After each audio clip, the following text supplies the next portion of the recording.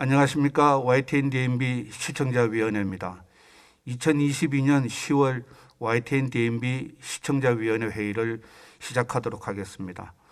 오늘 주제는 시청자 입장에서 바라보는 YTN 보도의 문제점과 개선 방향에 관련되어 있어서 위원님 여러분들의 진지한 의견 말씀을 듣도록 하겠습니다.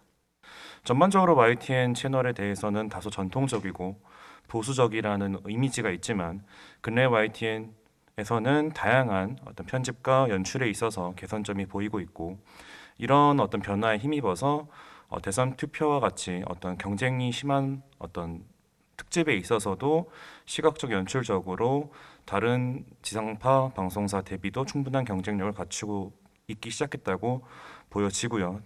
다만 다소 아쉬웠던 점은 어떤 지난 코로나 시점 관련해서는 너무 많은 프로그램들이 특집 위주로만 편성이 돼서 정규 방송에 대한 어떤 편성을 거의 살펴볼 수 없이 너무 특집으로만 구성되어 있어서 찾아보고 싶은 프로그램을 어떻게 편성되어 있는지 확인할 수 없다는 점은 전반적으로 다소 아쉬움으로 남았습니다.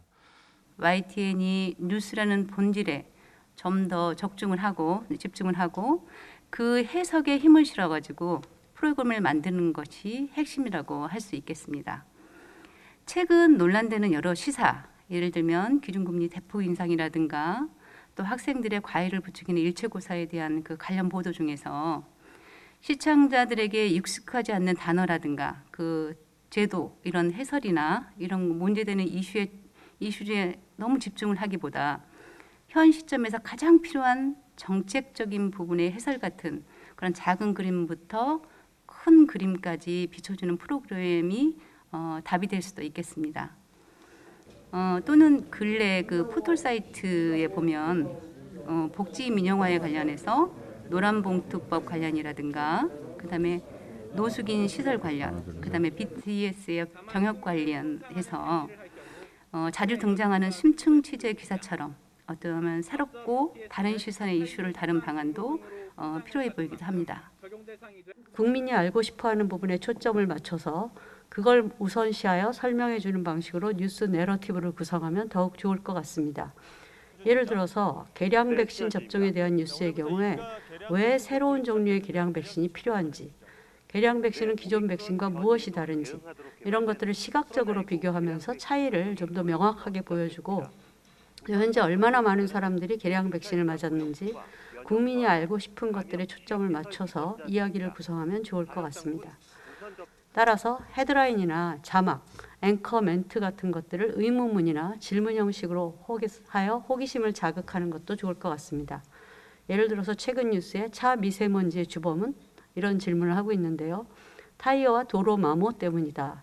이렇게 설명을 하고 있는데, 이런 질문 방식은 호기심을 자극하고 집중력을 높여줍니다. 과거와 현재의 비교표를 시각적으로 구성하고 인포그래픽을 많이 활용하는 것, 또 상황에 맞도록 앵커나 기자의 목소리, 톤, 강도, 빠르기들을 조정하는 것, YTN의 뉴스 진행에서 앵커들의 목소리나 기자의 목소리가 톤 앤 매너가 좀 밋밋하거나 좀 항상 똑같다, 이런 생각이 드는데요. 예를 들어서 전쟁 관련 뉴스는 좀 강력하고 빠른 톤으로 진행해도 좋고, 또 인간적이나 따뜻한 뉴스, 이런 건 부드럽고 느린 톤으로 진행하는 것도 시청자가 듣기에 좋을 것 같습니다.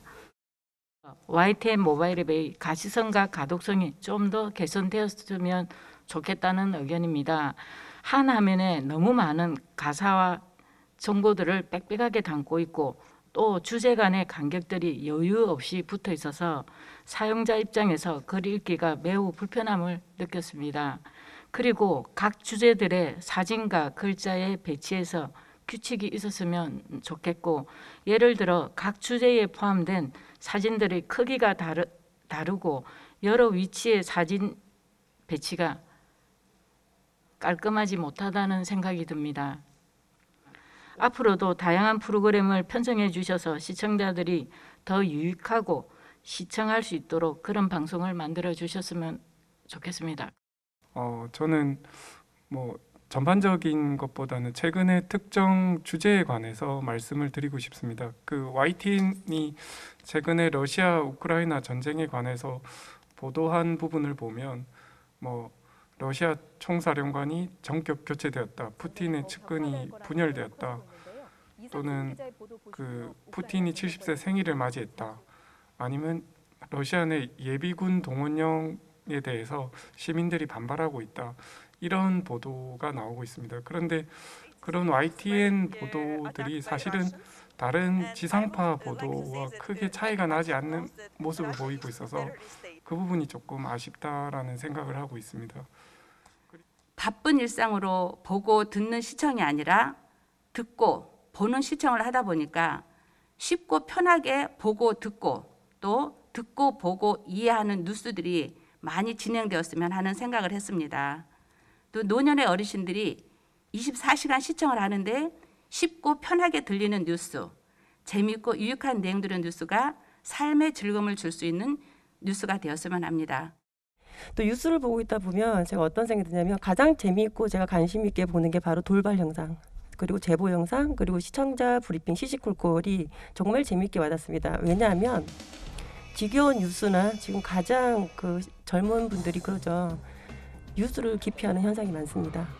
그리고 지금도 국감도 하고 있고, 그리고 나라 안과 밖이 굉장히 시끄러울 때입니다. 차라리 길을 닫고 싶죠. 근데 이럴 때 뉴스를 끝까지 보고 있지 않아도 정말 재미있게 편집이 된 돌발 영상 등은 집중하게 만드는 그 무엇이 있어요. 그래서 그거 한 장면만 보더라도 내가 뉴스를 좀 제대로 다시 한번 더 볼까 하는 그런 집중력을 좀 요하더라고요. 그래서 너무 재밌게 보고 있고, 소위 말하면 MZ 세대들이 좀 더 이제 뉴스를 깊이 하지 않고 좀 더 공감할 수 있고, 그리고 또 우리 바로 옆에서 일어날 수 있을 것 같은 그런 일들을 좀 살펴볼 수 있는, 공감할 수 있는 뉴스가 방송이 좀 기획되면 어떨까. 너무 정치적 사회적 이슈에 좀 집중하다 보면 문화나 과학도 지금 뭐 잘 다루고 있으시지만 좀 더 이제 젊은 세대들이 공감할 수 있고 참여할 수 있고 좀 기피하지 않는 그러한 방송도 조금 기획되었으면 좋겠다라고 한번 의견 들어봅니다. 지나치다 할 정도로 다양한 여러 생산 수단 속에서 범람하는 이른바 가짜뉴스의 홍수 속에서 가짜뉴스와 구별할 수 있는 탄탄한 취재력과 게이트키핑 능력은 전통적인 언론 매체로서 YTN, DMB만의 존재 이유라고 할 수 있을 것입니다.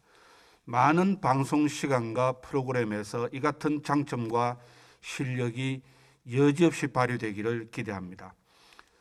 또한 이용자 또는 시청자들이 생각하는 뉴스에서의 핵심은 여전히 언론이며 그중에서 사실에 대한 보도라는 것을 잊지 말기를 바랍니다.